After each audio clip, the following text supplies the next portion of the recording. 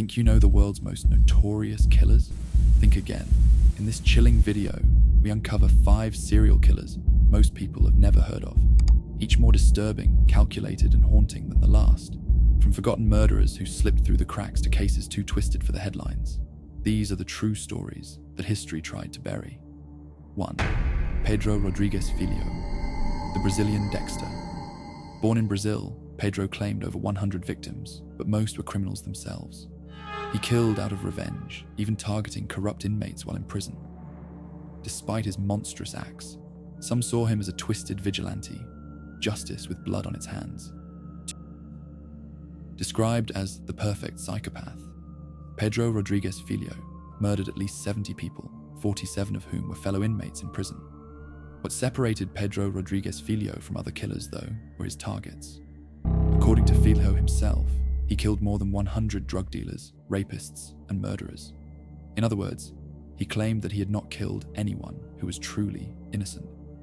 Much like the titular character in the TV series Dexter, Filho considered himself more of a vigilante than a serial killer. He ultimately only served 34 years in prison for the 70-plus murders he committed, and then an additional 7 from 2011 to 2018 for crimes he committed while he was detained at São Paulo. Then, Filho's career took another surprising twist. He became a YouTuber with a channel that urged people to stay away from a life of crime. This is the surprising story of Pedro Rodrigues Filho, the real-life Dexter. 2. Robert Hansen, the Butcher Baker.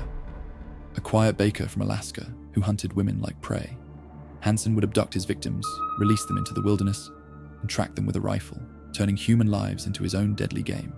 The chilling tale of Robert Hansen, often dubbed the Butcher Baker, showcases a narrative intertwined with heinous crimes and deeply disturbing psychological behavior.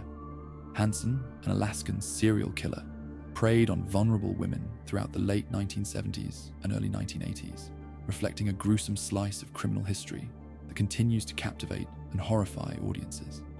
Understanding his techniques and the environment in which he operated offers valuable insights into the mind of a murderer. Born in 1939, Robert Hansen seemed to lead an ordinary life on the surface. However, the facade crumbled to reveal a chilling persona lurking beneath.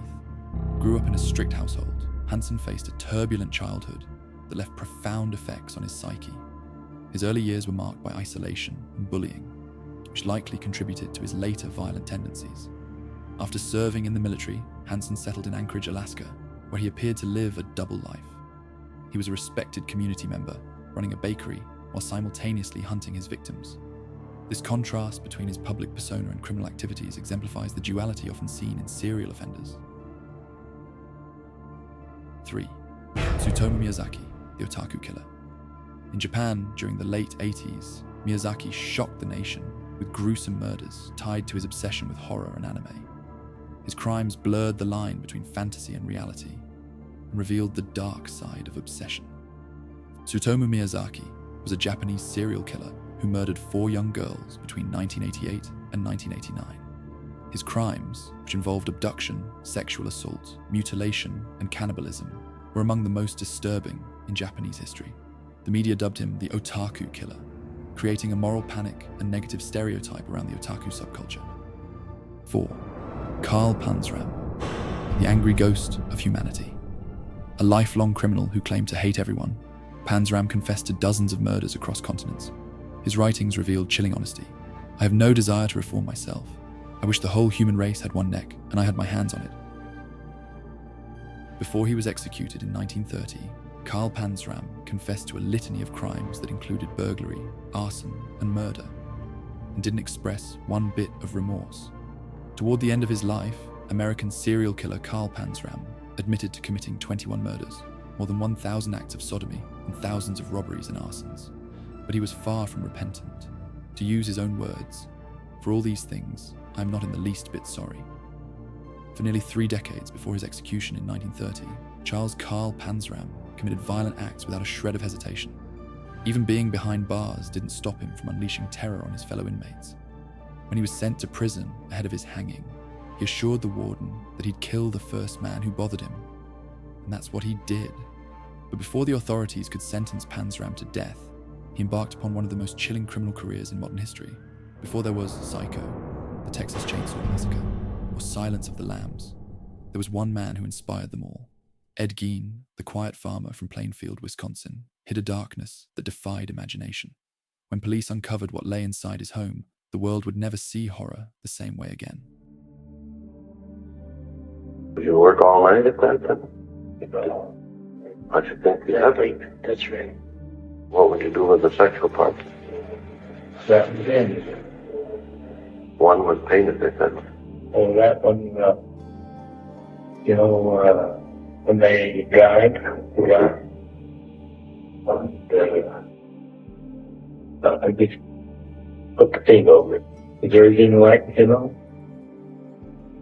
did you start? Like I say, might be 4 years. So there's a bunch of photographers from the newspaper who want to take a picture. You want to take a picture? No, it's not yet. Till we get taken off. Would you enjoy it while you were doing it? What's the worst part of it? I mean, they didn't then. I knew better, restless. When you dig these graves up, you were kind of in a haze too, is that it? That's what I figured, just how you look at it. And then one time you said you were trying to realize what you were doing and you covered her up without taking anything. That's right. What would you do with the sexual part? They them in the box, that was in. Then what would you do with the head? That must have been taken from reading about in these magazines and everything.